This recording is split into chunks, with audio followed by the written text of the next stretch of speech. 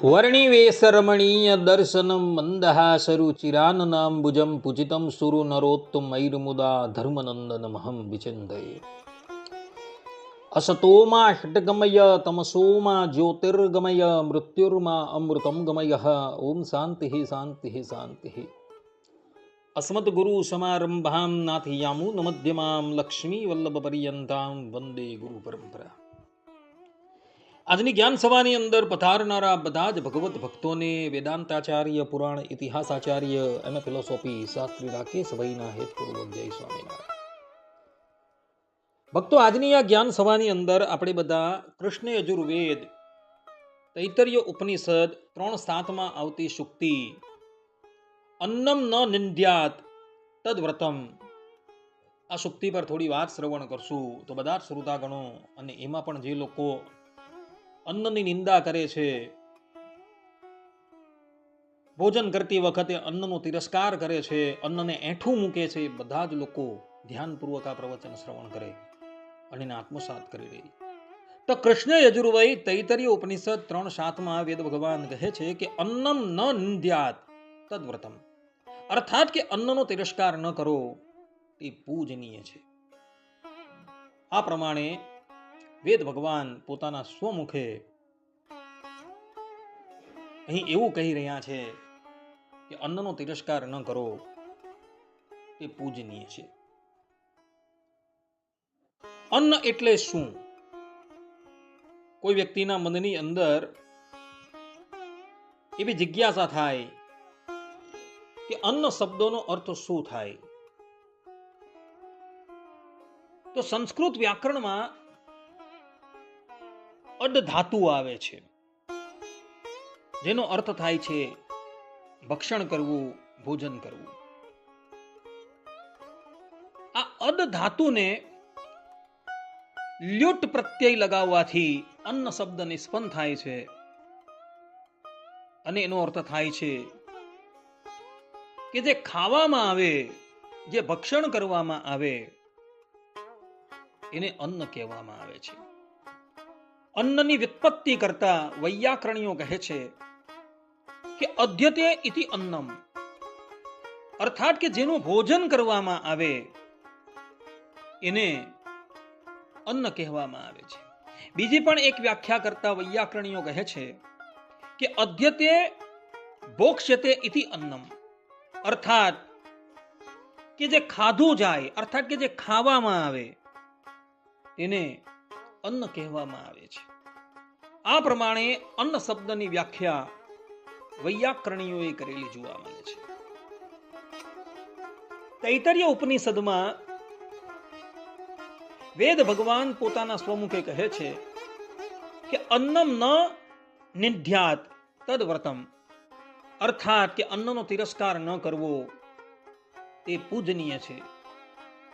કહેવાનું તાત્પર્ય એ છે કે એઠું છોડીને અન્ન ભગવાનનો ક્યારેય પણ તિરસ્કાર કરવો જોઈએ નહીં.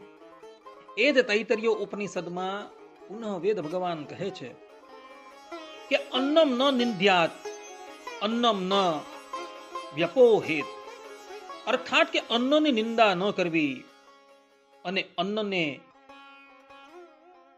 વ્યર્થ રીતે વેડફવું જોઈએ નહીં, અર્થાત કે એનો નાશ કરવો જોઈએ નહીં.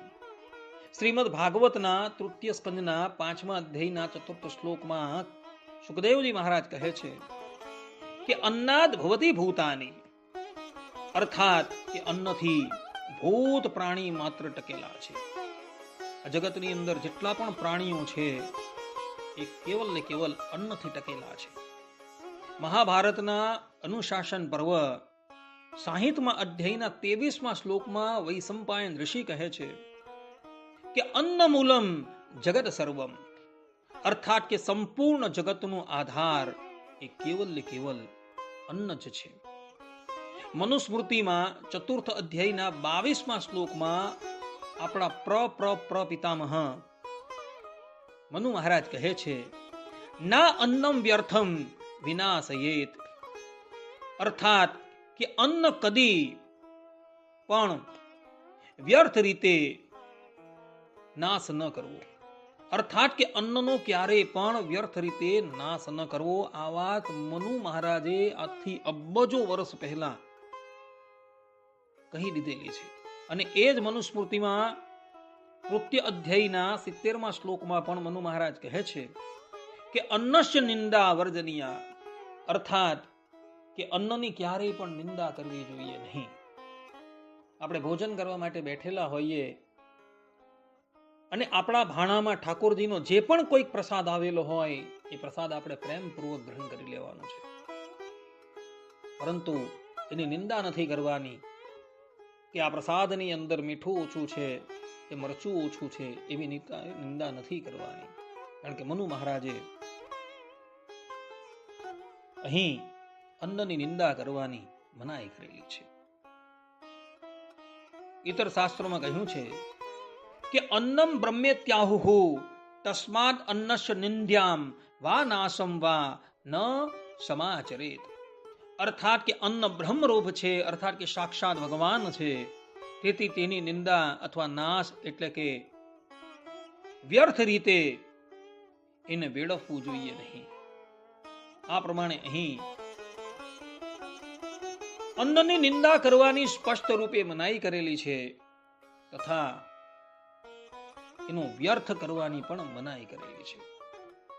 તૈતરીય ઉપનિષદની અંદર કહ્યું છે કે અન્નમ બ્રહ્મેતિ વિજાનાત, અર્થાત કે અન્ન એ સાક્ષાત ભગવાનનું સ્વરૂપ છે, અર્થાત કે સાક્ષાત ભગવાન છે, એ પ્રમાણે તમે જાણો.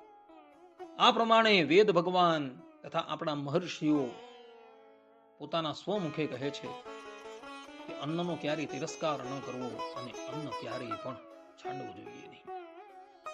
આ પ્રમાણેની પરિસ્થિતિ હોવા છતાં પણ કેટલાક મનુષ્યને એવી કુટેવ હોય છે કે જ્યારે એ લોકો ભોજન કરવા માટે બેસે ને ત્યારે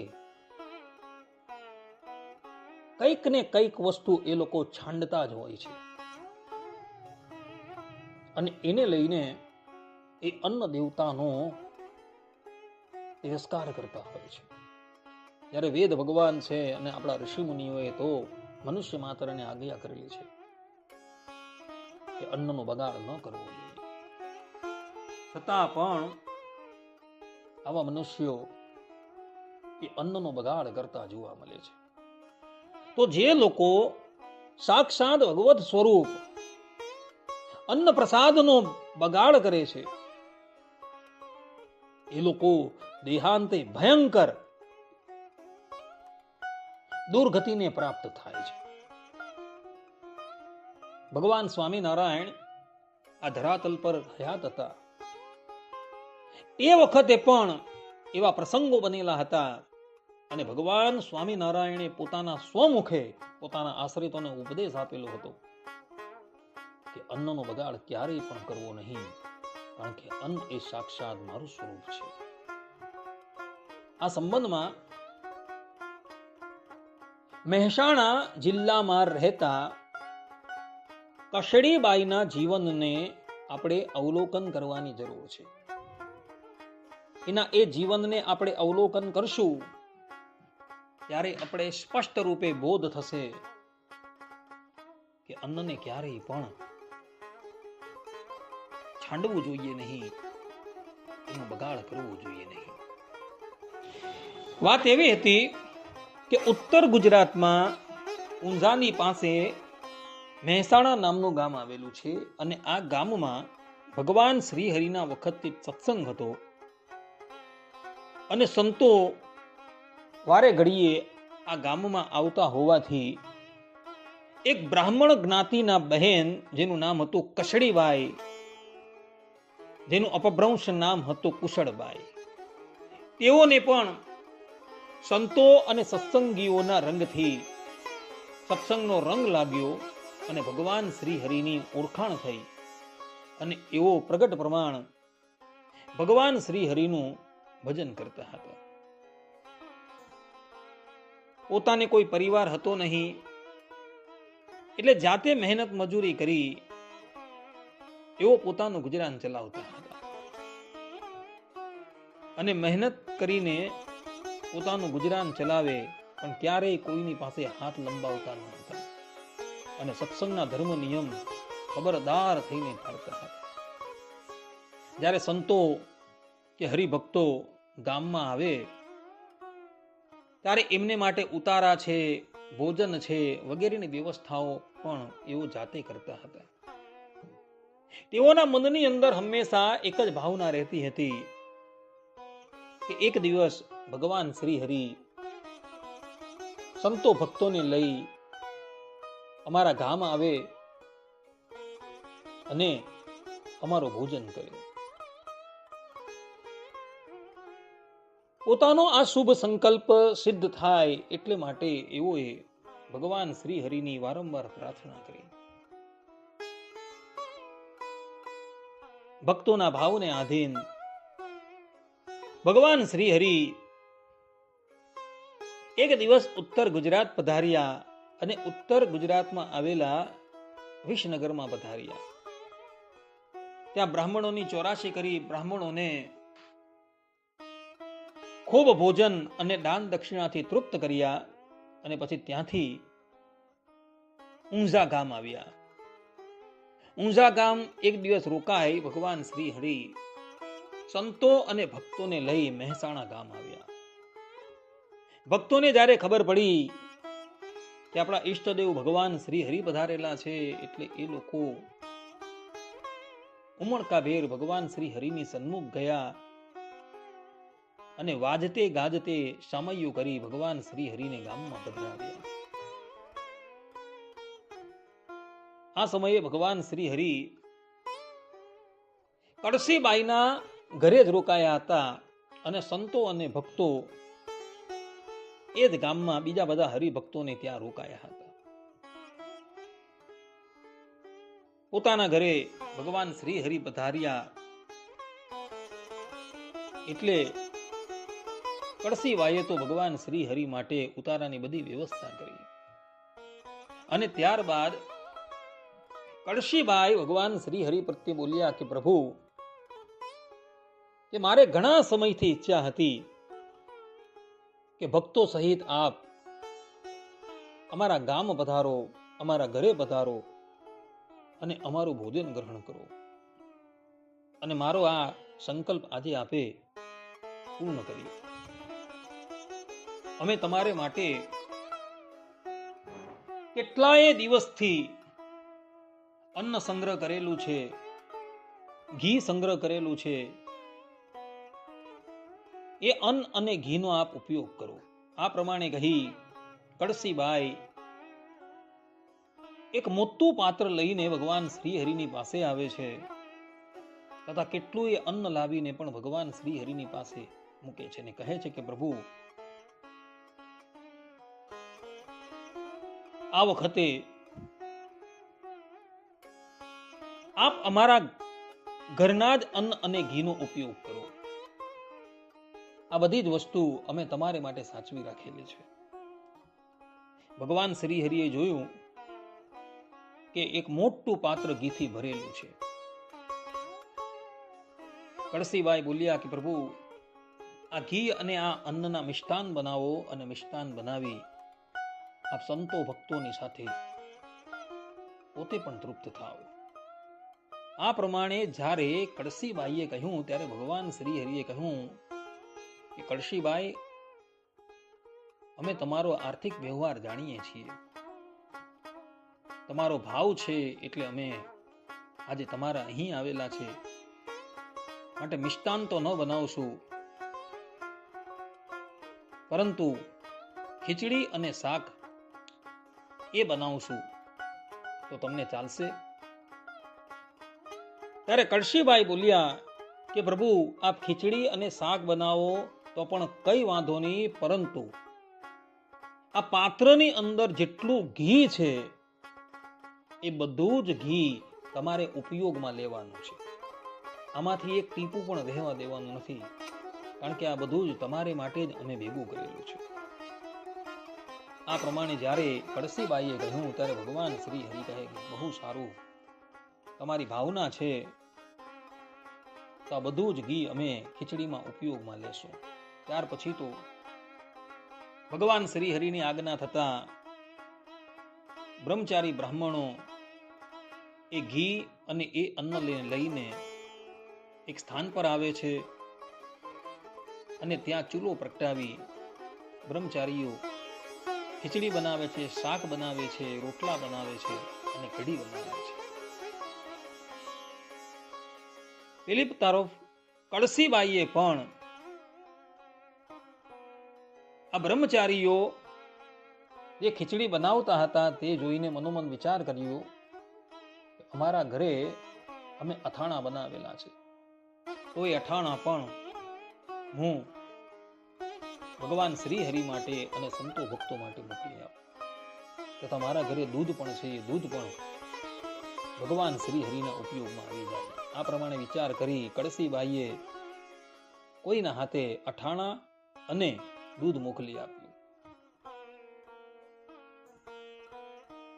પેલી તરફ બ્રહ્મચારીઓએ ભગવાન શ્રી હરિ માટે થાળ બનાવી દીધો છે.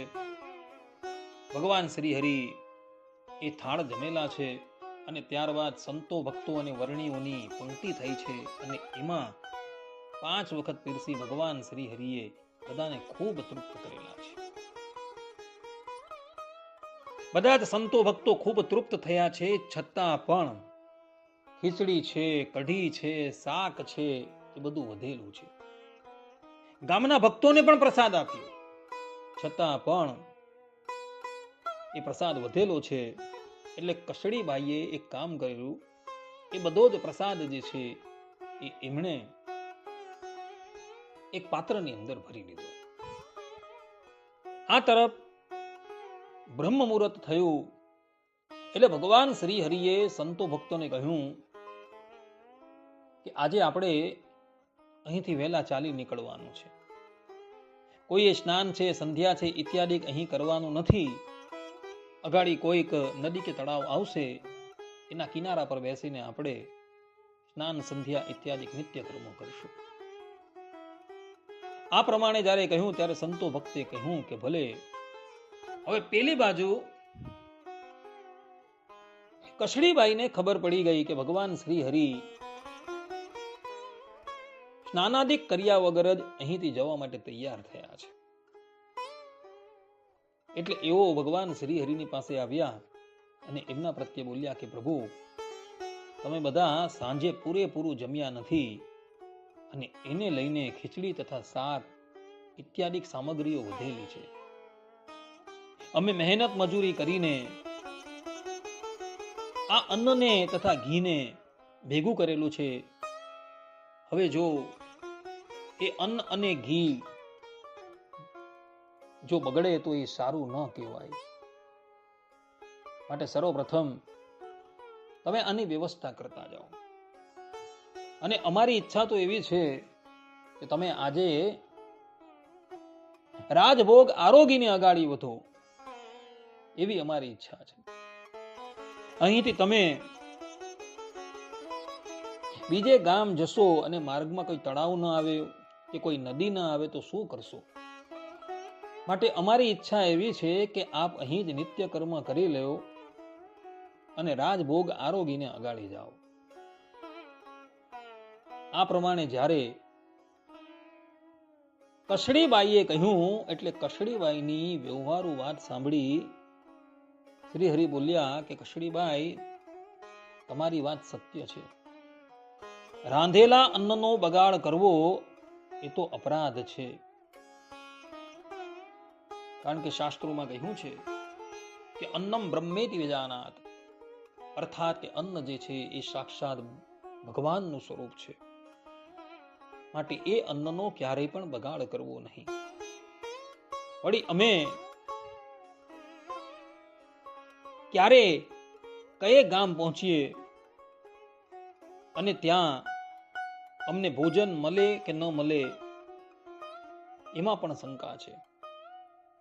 માટે કામ કરીએ, સર્વપ્રથમ તો આ ખીચડી અને શાક વધેલા છે તેનો અમે સદુપયોગ કરી દઈએ. આ પ્રમાણે કહી ભગવાન શ્રી હરિ સંતો, પાર્ષદો, ભગવત ભક્તો તથા વર્ણીઓ પ્રત્યે બોલ્યા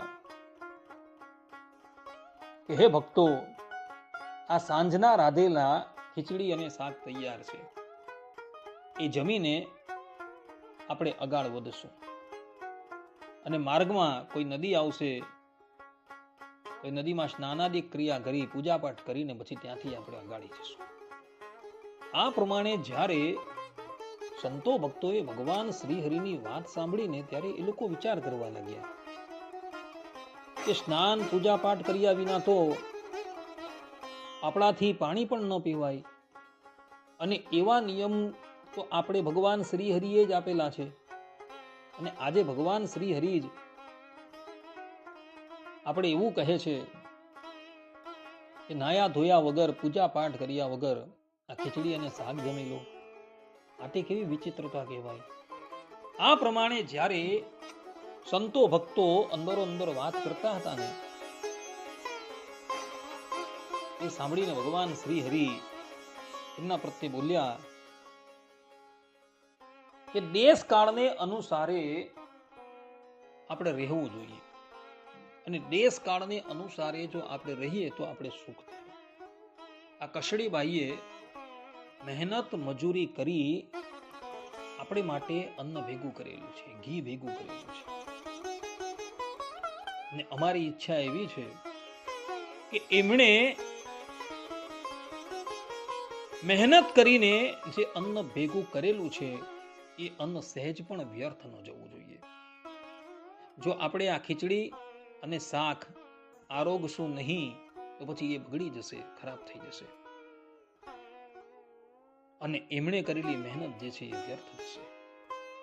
માટે બધા જ સંતો અને ભક્તો એક પંક્તિની અંદર બેસી જાઓ. અત્યારે જ તમને ખીચડી અને શાક પીરસી દેવું છું, એને આપ ગ્રહણ કરી લો.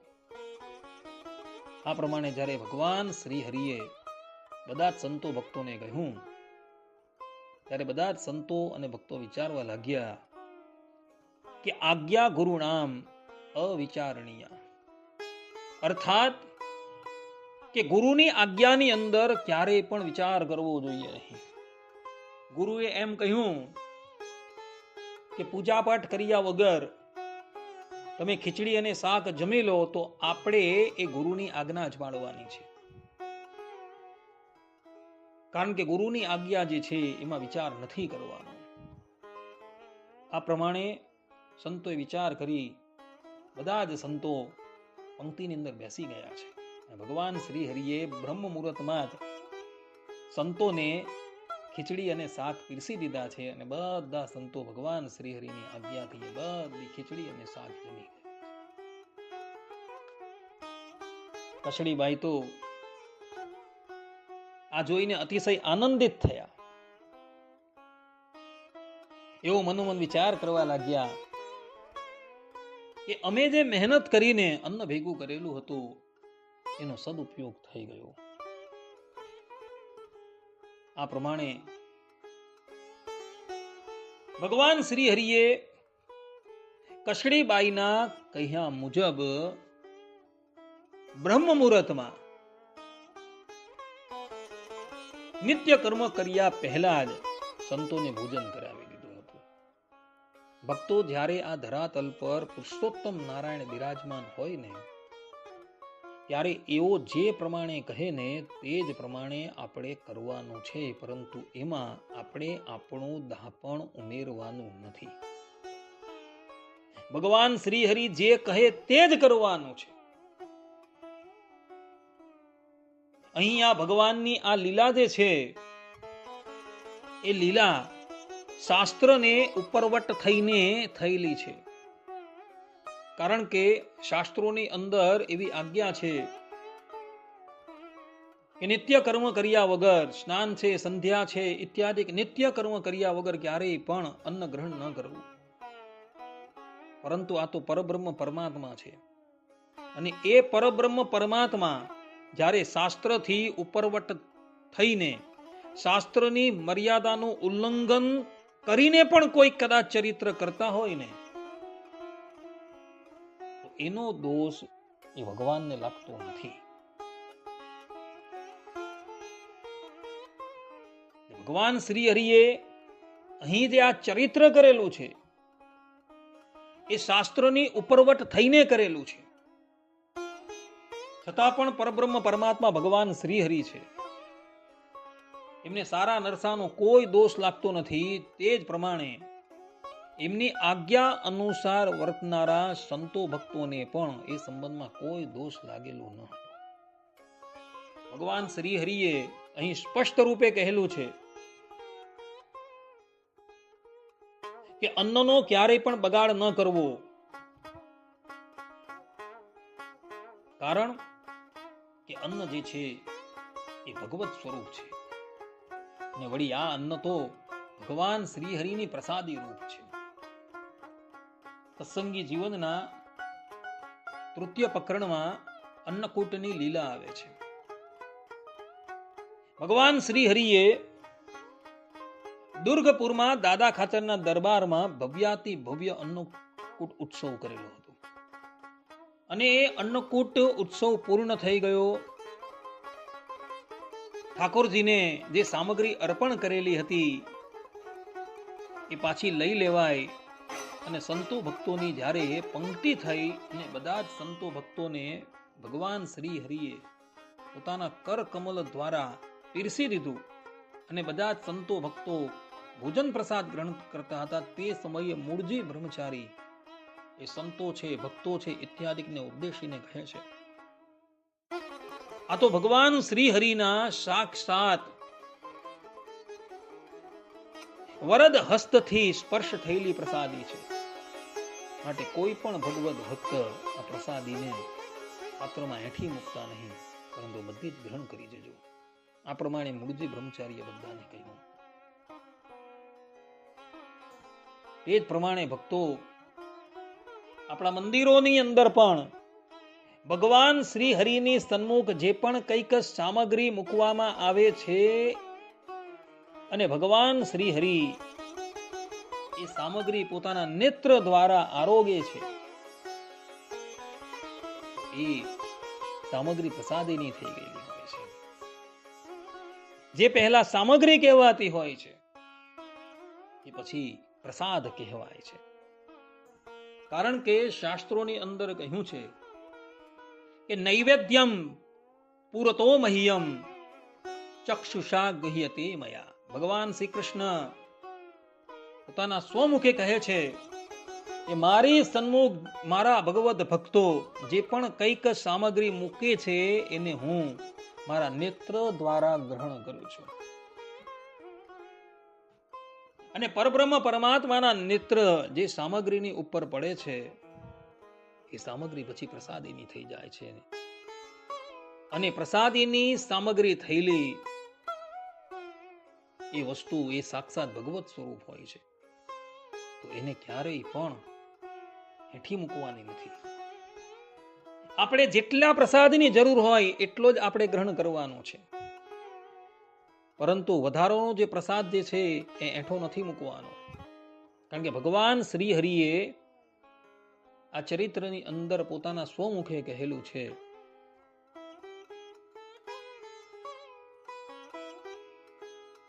કે અન્નનો ક્યારેય પણ તિરસ્કાર ન કરવો, અન્ન ક્યારેય પણ છાંડવું જોઈએ નહીં.